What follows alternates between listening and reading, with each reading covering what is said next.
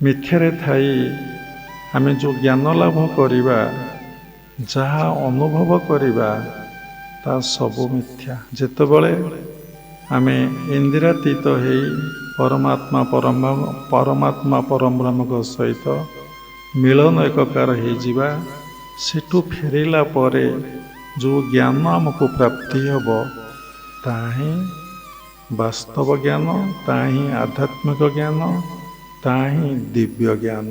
ତେଣୁ ସମାଧି ପୂର୍ବରୁ ଆମକୁ ଯାହା ଜ୍ଞାନ ଆମ ଭିତରେ ଆସିଛି ବା ଆମେ ଯେତିକି ଜାଣିଛେ ବହି ପଢ଼ିକି ଆଉ ଗୁରୁଙ୍କ ଠାରୁ ଶୁଣିକି ନିଜେ ଚିନ୍ତନ କରିକି ବା ସାଧନା କରିକି, ତାହା ବାସ୍ତବ ଜ୍ଞାନ ନୁହେଁ। ତେଣୁ ସାଧକ ସମାଧି ଅବସ୍ଥାରେ ନ ପହଞ୍ଚିଲେ କେବେ ବାସ୍ତବ ଜ୍ଞାନ ବା ନିତ୍ୟ ଜ୍ଞାନ ବା ଆଧ୍ୟାତ୍ମିକ ଜ୍ଞାନର ଅଧିକାରୀ ହେଇପାରିବ ନାହିଁ।